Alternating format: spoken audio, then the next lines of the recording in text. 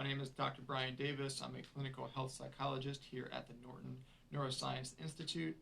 This is the mental health holiday series that we're doing every day this week.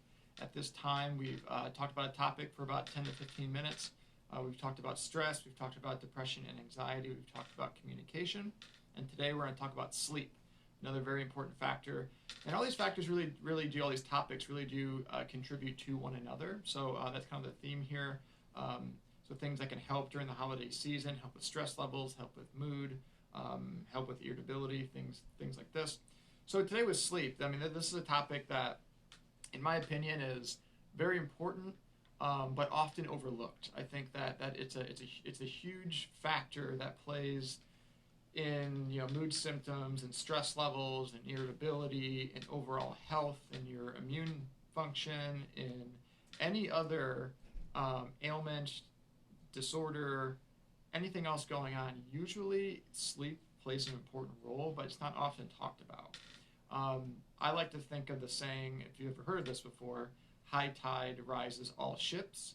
That's how I think about sleep. It's kind of like my metaphor with sleep, because when sleep is good, everything else is a little bit more workable. When sleep is not so good, it usually drags everything else down too. So that's how I like to think about the importance. So it's a really important topic to talk about today, and I'm glad that we're actually doing it. So to keep this tight and clear, because this is a topic that I could talk for probably easily an hour about. So we're going to jam this in, but to talk about it in a way that's going to give you some clarity around sleep, but also give you some tools to work with over the holiday season, beyond the holiday season, to really give you a good sleep plan, structure, hygiene techniques that are really going to be really helpful. So again, if you have any questions with any of these topics, please feel free to write them in the comments, and we will answer all and any of those questions that you have. So to get started here, two things I want to talk about with sleep is there is sleep structure and sleep hygiene. So I want to first start with sleep structure. So think of this as your foundation around your sleep pattern. So when I talk about structure, this is the consistency and the time frame that you go to sleep. We often like to think about everyone needs 8 hours of sleep. Most of the time that's true. Some people need a little bit more. Some people can actually manage very well with a little bit less. So finding what your range is that you feel most optimal the next day is going to be really, really important. With that said, having a sleep structure that works for your schedule, if you work every day, if you have maybe an odd work schedule, maybe you work third shift, this isn't a one size fits all. What's most important is you have structure, period. Where you place that structure based on your work schedule or anything else, that's kind of dependent person to person. So what we're worried about is more of the actual structure around it. So what I mean by that is, let's just use an example. Going to bed at 11 o'clock, waking up at 7 o'clock, that's 8 hours of sleep. That would be someone's sleep structure, okay? So keeping that consistent, when we keep that consistent, we have a set time that we follow consistently, what that does is we're, again, notifying our body what to do for us. And what I mean by that, when we have this connection with our body, with our physiology, what we're doing is we're having our body work for us, not work against us, because we kind of know what it feels like when our bodies work against us. And what we can do here with sleep is have our bodies work for us. And we can do that by sending it messages that are consistent on when to power down, when to sleep. And when it knows when to do that, it makes things a lot easier. This is why jet lag is so hard, right? If we all got on a plane right now and flew to Europe or China, the first few days, the first 3-4 days would be really tough. Why? Because our bodies would be saying, what the heck are you doing? Because you're awake when you should be sleeping and your schedules are all thrown off. But what happens with time is our body adjusts to the new schedule. So I want you to keep that in mind. Your body will adjust. It just has a little bit of lag time in how fast it adjusts. So if we make significant changes in our sleep schedule, our body's going to try to follow suit, but it's always going to be a little bit slower. So having patience and having consistency, know that will always follow suit. So now that we have the sleep structure, whatever that is for you. If you work third shift or you work more normal hours or whatever that is, whether that's for school or anything else, is finding a structure that's most helpful for you and sticking with that. Because again, when we're consistent with our bodies, it's going to be so helpful. So that sleep structure is very important.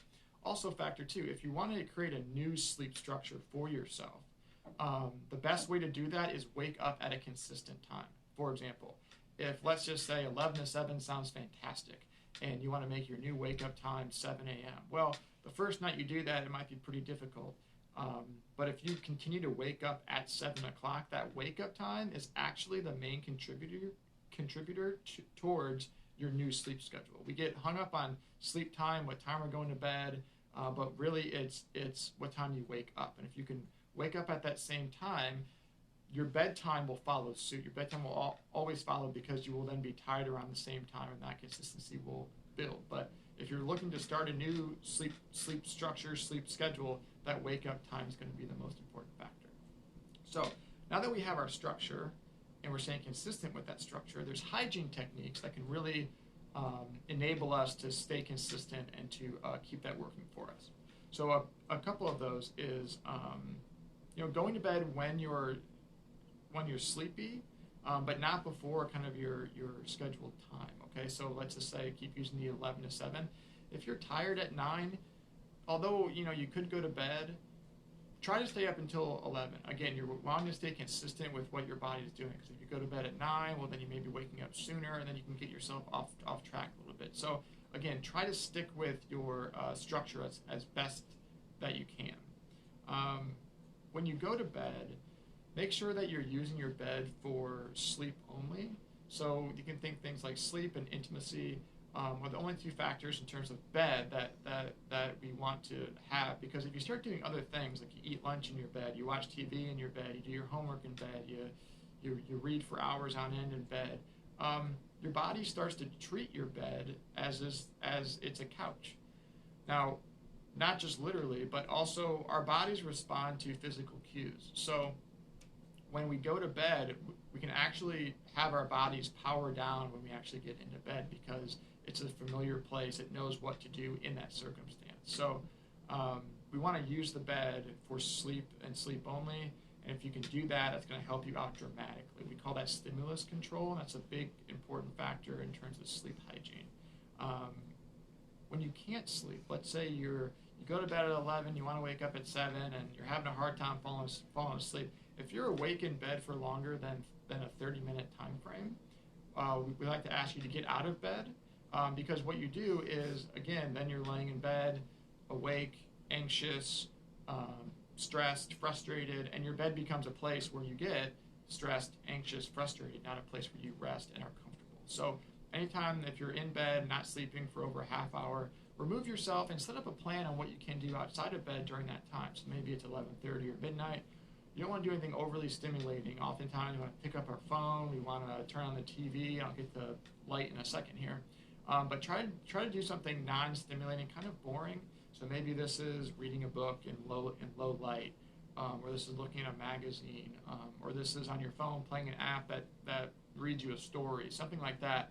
That's not going to be stimulating or have a lot of light in your face. So I'll talk about that next in terms of what light is doing. So when it's so easy because we have, I could go on a little bit on a tangent here why we do this, but think about evolution where we respond to light. Light is very activating. For millions of years, we didn't have electricity. So what happened was when it got dark out, we got very sleepy. When it got light out, we got very awake because the sun came up and we had to do our jobs or do the thing. But now with technology, with phones, with electricity, with laptops, with TVs, light is everywhere. So our bodies are still functioning in this evolutionary way where light is stimulating, light keeps us up. So understand that if you do have a TV on, keep it in the distance. If you have a phone, power down the light on it, or stop using a phone after a certain time. If you're in a room, kind of when you're powering down, turn lights down. So light's a very important factor that's going to actually keep you stimulating, keep you awake. Another big factor here is napping. So napping actually kills your sleep drive. So during the day, you have a sleep drive building, building, building. As soon as you wake up, that's why the wake up time is so important, because you have this sleep drive almost working for you, almost like your hunger drive does. So it builds, builds, builds, but when you take a nap, that almost deteriorates your sleep drive, meaning it's harder to go to sleep. You're not as sleepy when it's time to go to bed. So if you can avoid naps the best that you can, that'll really help out. If you absolutely need to take a nap, try what I call power naps, which is about 15, 20 minutes at most. Why that's effective is you stay in stage 1 of sleep, and you don't, well, when we take 1 hour naps or something like that, we often wake up feeling more groggy than before we fell asleep. Why? Because you're waking up in deep sleep. You're waking up in like stage 3 sleep. So you're waking up feeling like, kind of like you got hit by a truck or something, like you don't feel very good. And you're even more tired, which then makes you sleep even more, and it creates a negative cycle. So if you absolutely have to nap, I would say avoid naps the best you can. If you absolutely have to, keep them short, brief. They can be very refreshing in 15-minute time frames, and you only stay in stage 1 sleep, which is more effective for you. So just the more habits around kind of what you're doing with food, with drinks. So for example, if it's getting close to bed, when you eat close to bed, you're raising blood sugars, you're kind of activating your body. When we put food in our body wants to use it. Okay, so think about eating late. Your body's going to think, oh, we just ate, a pizza at 10:30. What are we about to do? What are we going to use this pizza for to do? And again, this is where we contradict kind of what our plan is, and we use our body against us rather than using it for us. So this whole idea of powering down around bed. So that 2 hours before bed, I always like to ask people, what are you doing in those 2 hours before bed?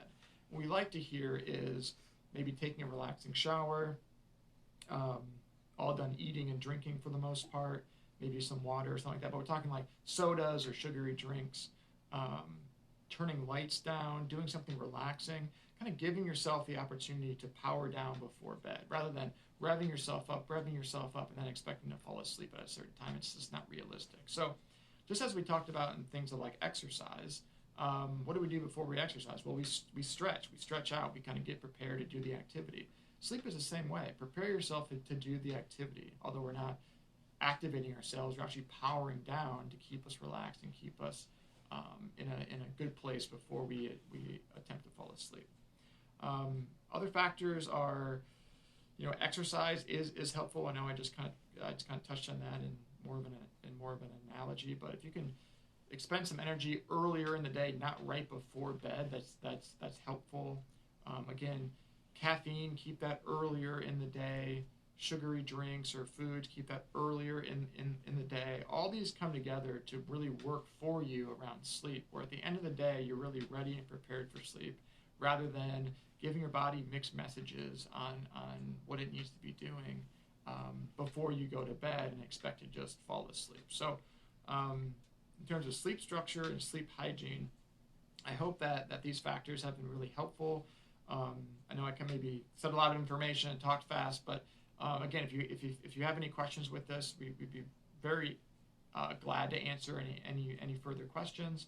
And I hope this can help, because if sleep is good during the holiday season or just in general, again, everything else is going to be a little bit easier. So to have this kind of strength kind of in your pocket is going to be really, really helpful. So thanks again for joining me. I hope this was helpful, and we'll see you tomorrow for our last day of the mental health holiday series. Thanks.